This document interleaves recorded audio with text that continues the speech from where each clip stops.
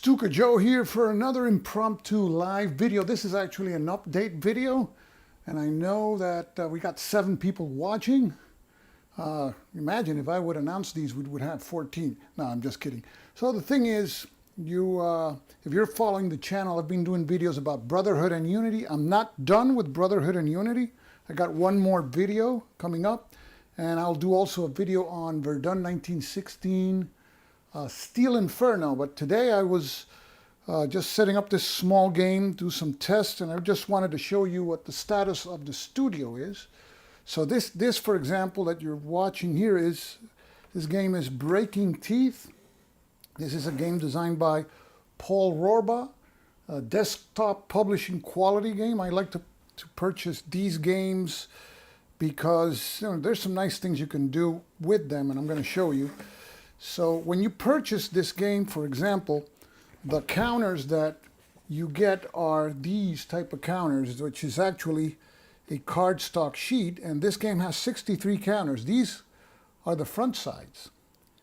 And of course, I'm not going to play a game with cardstock counters. So what I do is I photocopy this on a letter-sized sheet of sticker paper, and then what I do is I cut the images of the sticker paper and I paste them onto wooden counters or wooden pieces. And these are the wooden pieces, just to show you, for example, here you have one. These are 1/2-inch wooden tiles, and they are manufactured, the company is called the Z Laser, Z-L-A-Z-R. I'm going to include a link in the description when I finish this video because this is a live video in case you're interested. They have all the sizes which we use in wargaming, like 1/2 inch, 5/8 of an inch, 3/4 of an inch, 1 inch, and even other sizes. So it's a neat thing you can do with this game. It's not a lot of counters, but you get wooden counters. And this game brings a set of cards. Normally you play these games, they're very simple games with a set of poker cards, but this one brought the cards also in cardstock, which I cut and I laminated them. So here you have the Nationalist deck, and here you have the Republican deck. Okay, so just to show you a little of the game, here is the map. It's 11 by 17 cardstock map, and it has the city of Teruel. This is a very brutal battle in the Spanish Civil War in the middle of winter, December 15, 1937. And Teruel, let's give a close-up there, is a provincial capital in Spain. It's actually, if I'm not mistaken, the only provincial capital that the Republicans ever conquered in any of those offensives. The Republicans only won 2 battles in the whole war. They would normally start with a huge offensive, capture some terrain, and then lose it very shortly. And Teruel was fought in the middle of a brutal winter in 1937. Let me take this out here. And here you see the map. It's a very simple map. It has some tracks in the upper part of the map. You see, for example, it has a morale and support track. Each side starts at 3. Victory point 0. There's just 7 game turns. So it's a very simple game. I just wanted to probably film 3-4 turns live to see how that goes. And the idea of this is to, to see if live I can do some filming of a game which would be interesting. Of course, the idea is not to see my hands.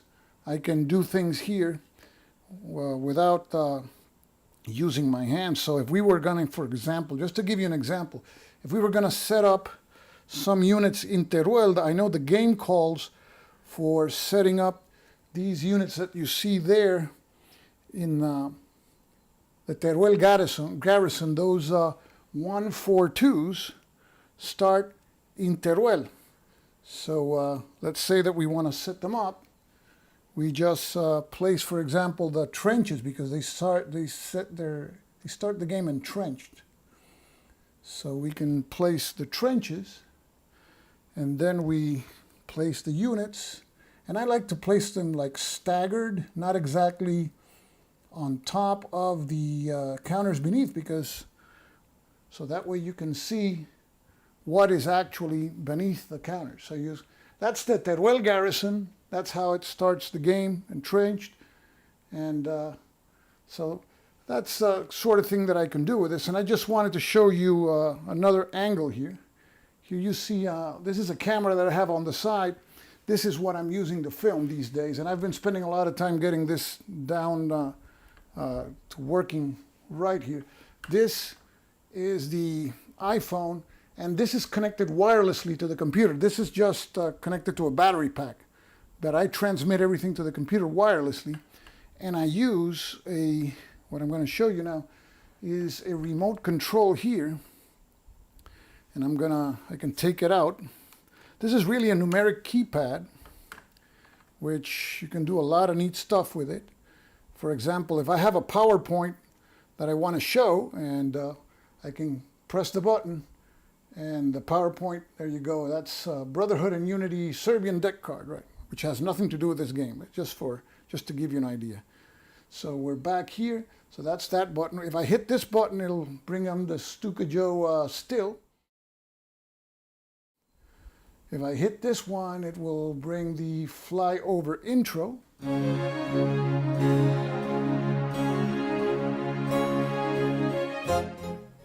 You get the idea. And this is the countdown that I played a little while ago.